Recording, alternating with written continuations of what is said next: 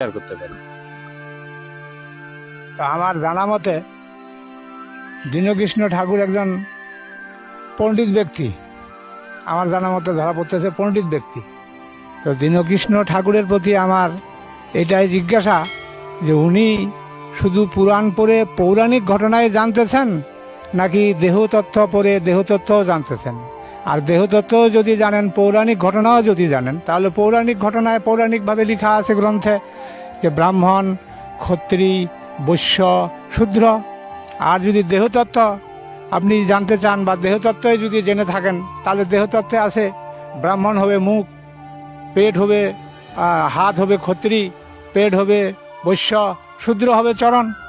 কিন্তু এখন যদি ঠিকই প্রকৃতপক্ষে শূদ্রই সম্পূর্ণ চরণ হয়ে থাকে, তাহলে চরণে তো মুখ নাই, সে কী করে খায়? আর প্রকৃত পক্ষে যদি ব্রাহ্মণ মুখেই হয়ে থাকে, তাহলে মুখে তো ওর পাছা নাই, ও কোন দিক দিয়ে মলত্যাগ করে? হ্যাঁ, তো এগুলি হলো দেহতত্ত্ব, এগুলি হলো শব্দমাত্র। প্রকৃতপক্ষে কি ব্রাহ্মণ কি কুলধর ব্রাহ্মণ আছে না?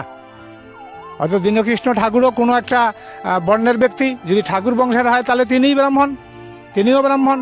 তাহলে তিনি যদি ব্রাহ্মণ হন, হ্যাঁ, তাহলে আবার ক্ষত্রিয় আমরা থাকলাম, কেউ বৈশ্য থাকলো, আবার শূদ্রও থাকলো।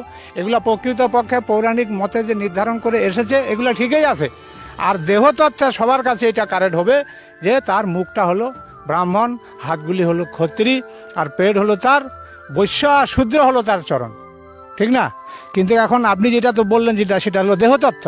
তো দেহতত্ত্বে যদি আপনি বলবেন, দেহতত্ত্বে যদি আপনি জেনে থাকেন, তাহলে দেহের মকাম বিবেচনা করেন, মকাম খুঁজে দেখেন দেহে কোথায় কি আছে।